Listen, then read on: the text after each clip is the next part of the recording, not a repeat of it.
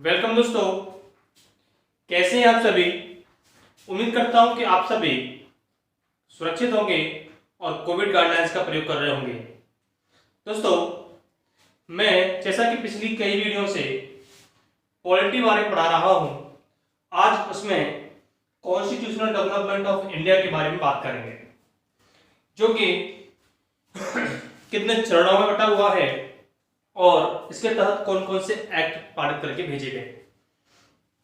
तो दोस्तों, वीडियो शुरू करने से पहले मैं आप लोगों से एक बात बोलूंगा कि वीडियो को पूरा देखना और चैनल को अभी तक सब्सक्राइब नहीं किया है तो प्लीज चैनल को सब्सक्राइब करें, और यदि वीडियो आपको पसंद आता है तो प्लीज वीडियो को लाइक करें, शेयर करें और कमेंट करके बताएं कि आपको ये वीडियो कैसा लगा। चलिए शुरू करते हैं ये वीडियो। मैंने बोला कि कॉन्स्टिट्यूशनल डेवलपमेंट ऑफ इंडिया को दो भागों में बांटा गया, मतलब भारत का संवैधानिक विकास दो भागों में हुआ। कौन कौन से भाग में? एक तो कंपनी के अधीन। किसके अधीन? कंपनी के अधीन। और जो दूसरा हुआ वो हुआ क्राउन के अधीन। किसके अधीन हुआ?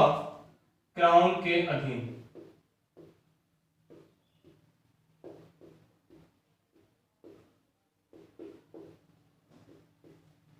तो दोस्तों, अब ये कंपनी के अधीन कब से कब तक रहा और क्राउन के अधीन कब से कब तक रहा?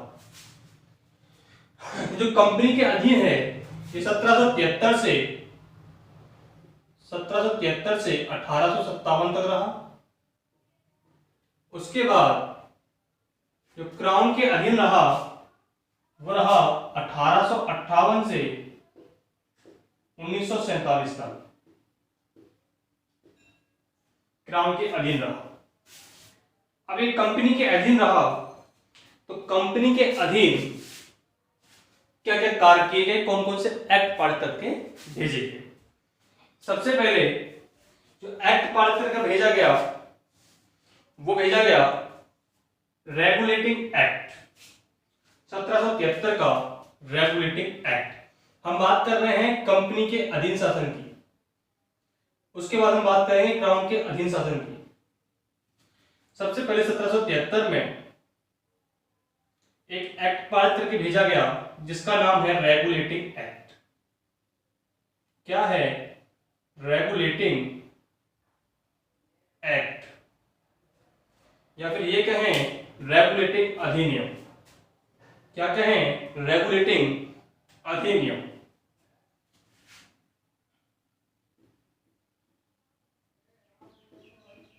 रेगुलेटिंग अधिनियम।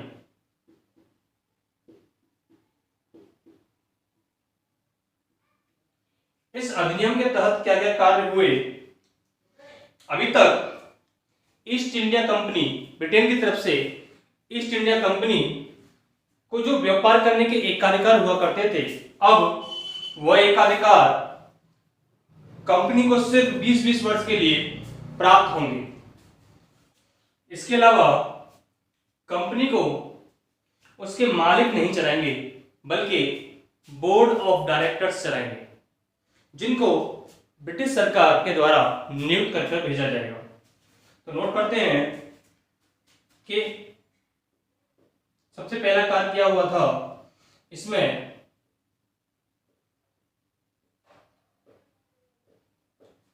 ईस्ट इंडिया कंपनी को, ईस्ट इंडिया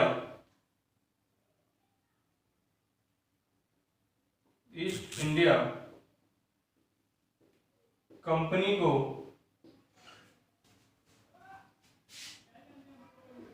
20-20 वर्ष के लिए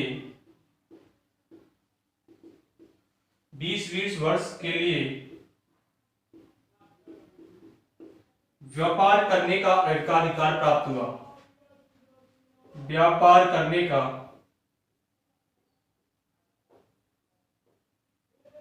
एकाधिकार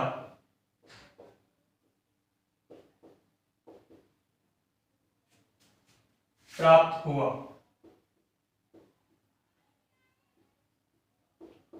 उसके अलावा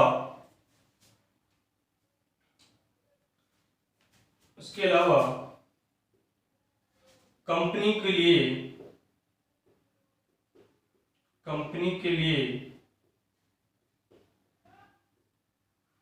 24 बोर्ड ऑफ डायरेक्टर्स की नियुक्ति की गई।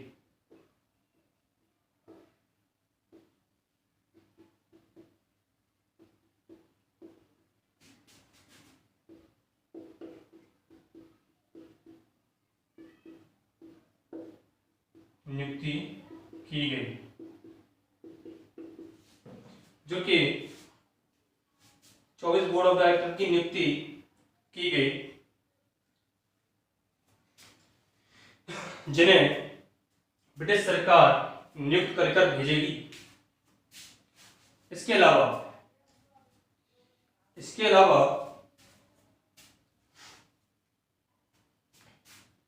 जो बंगाल का गवर्नर हुआ करता था, उसकी शक्ति को बढ़ाकर, बंगाल की गवर्नर की शक्ति को बढ़ाकर और अधिक कर दिया गया।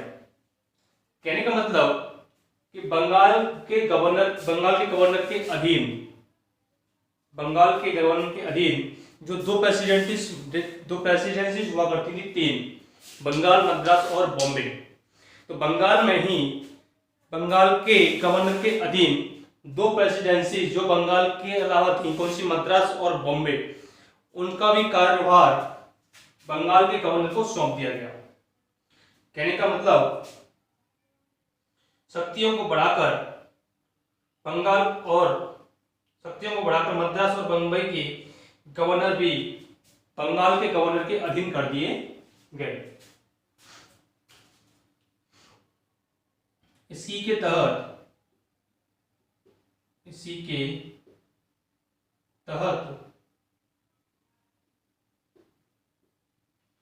बंगाल के गवर्नर की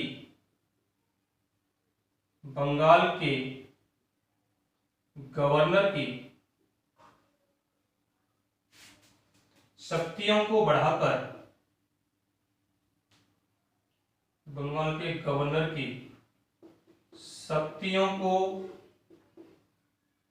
बढ़ाया गया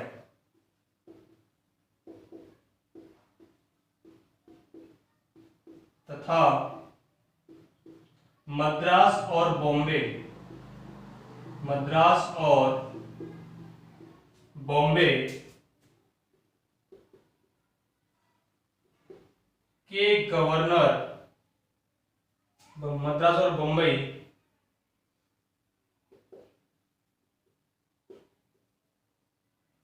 के गवर्नर भी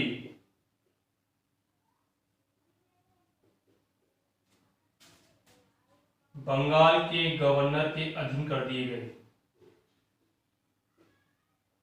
बंगाल के गवर्नर के अधीन कर दिए गए।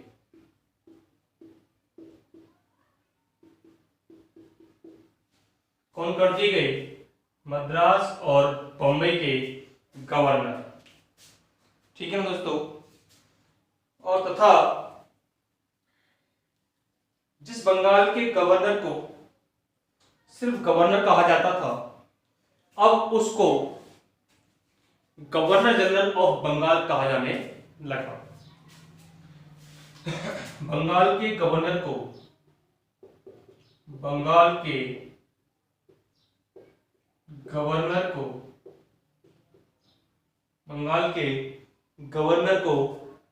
गवर्नर जनरल ऑफ बंगाल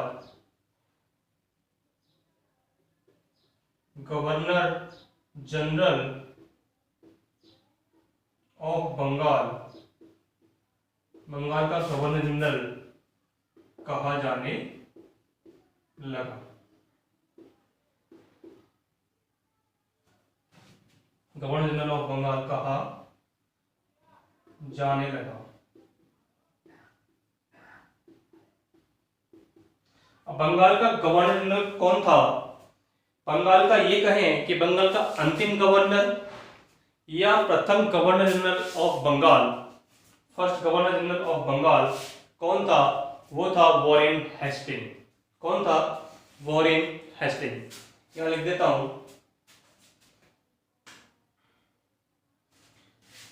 अंतिम गवर्नर बंगाल का तथा गवर्नर जनरल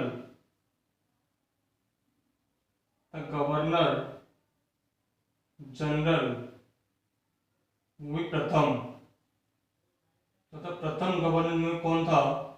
वॉरेन हेस्टिंग। कौन था? Warren Hasting.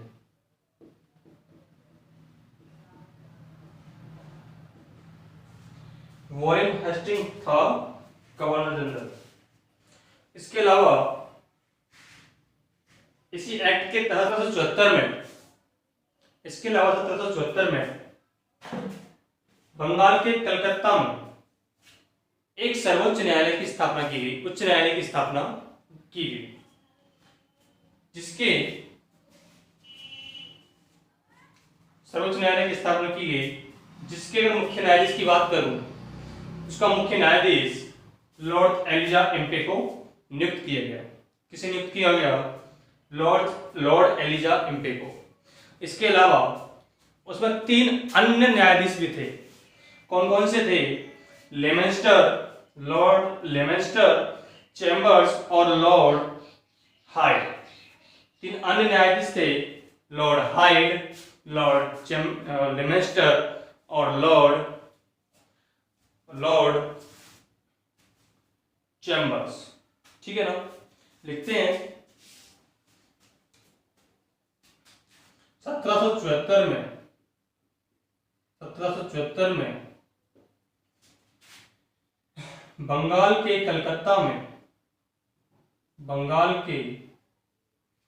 कलकत्ता में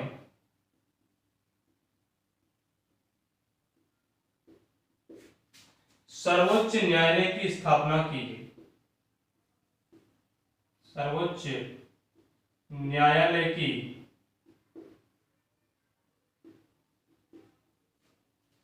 स्थापना की गई।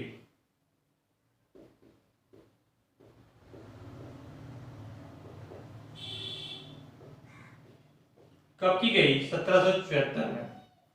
अब इस सर्वोच्च न्यायालय का जो मुख्य न्यायाधीश था, इसका जो मुख्य न्यायाधीश था, मुख्य न्यायाधीश वो कौन हुआ करता था? वो था lord Elijah Impey. Lord Elijah Impey, ये लॉर्ड एलिजा एम्पे था। इसके अलावा 3 अन्य न्यायाधीश हुआ करते थे। 3 अन्य न्यायाधीश,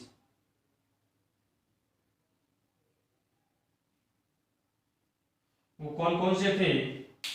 एक तो था लॉर्ड हाइड,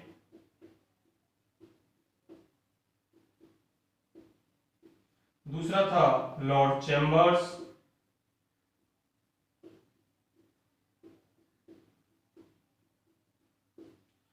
तीसरा था वो था लॉर्ड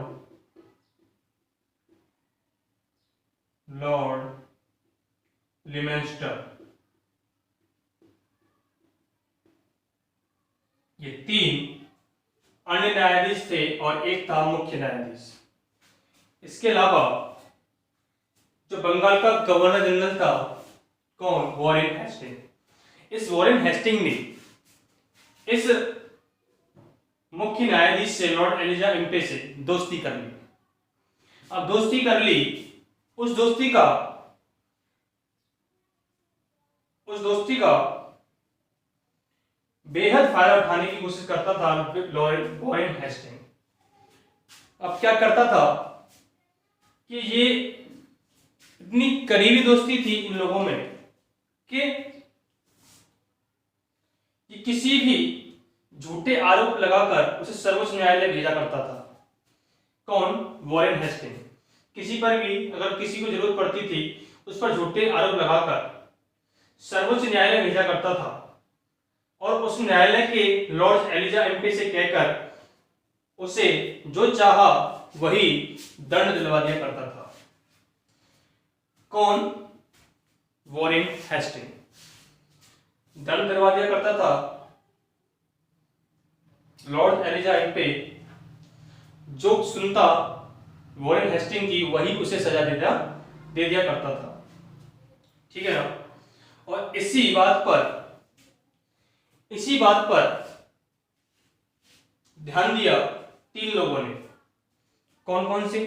घसीटी बेगम, चैत सिंह और नंद कुमार। घसीटी बेगम, चैत सिंह और नंद कुमार, इन तीनों लोगों ने वॉरेन हेस्टिंग पर कुशासन का आरोप लगाया। किसने लगाया? चैत सिंह, नंद कुमार और घसीटी बेगम ने। यहां लिखते हैं,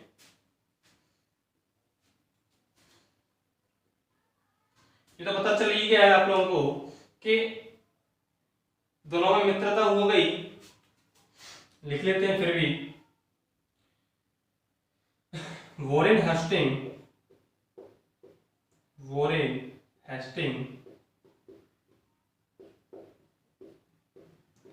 तथा लॉर्ड एलिजा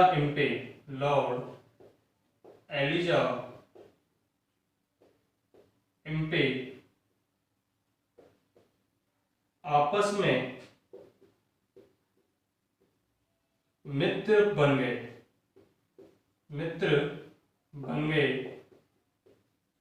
जिसका फायदा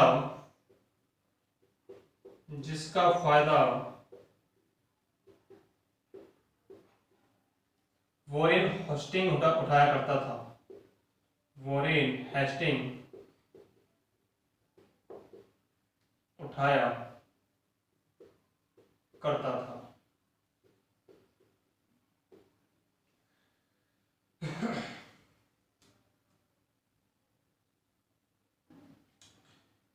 वॉरेन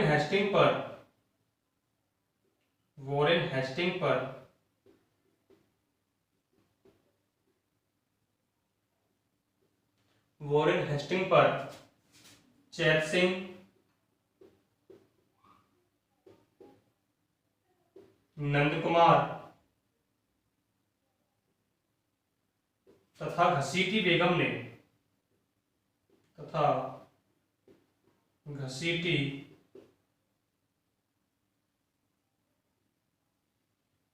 ने कुशासन का आरोप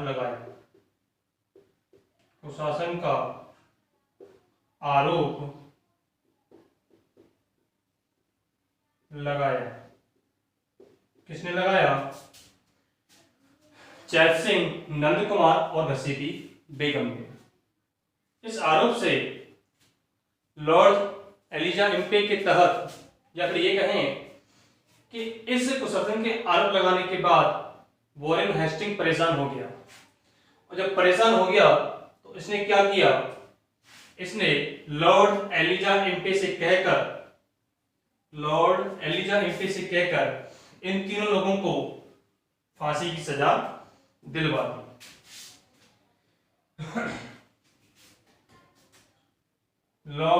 वॉरेन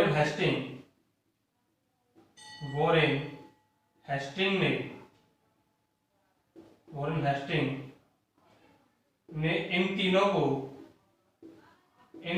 को लॉर्ड एलिजा एम्पे से कहकर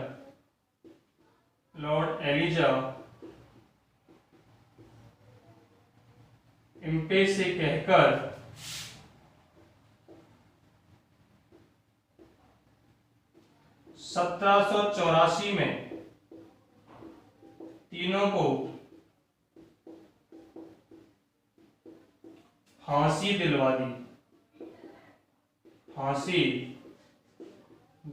दी। और जब ये बात जो है ब्रिटेन पहुंची तो ब्रिटिश सरकार ने एक और एक्ट पास करके भेजा, क्योंकि गवर्नर जनरल अपने अधिकारों का गलत इस्तेमाल कर ना सके। जब ये बात वॉरेन हेस्टिंग की जो है ब्रिटेन पहुंची, तो ब्रिटेन सरकार ने एक और एक्ट पारित करके भेजा, जिसके लिए कि ये गवर्नर जनरल जो है अपने अधिकारों का गलत इस्तेमाल न कर सके। लेकिन उससे पहले 1781 में एक और एक्ट पारित करके भेजा गया था, जिसका केवल उद्देश्य था 1773 के रेगुलेटिंग एक्ट में संशोधन करना। तो लिख सकते हैं कि 1781 में आया संशोधन अधिनियम।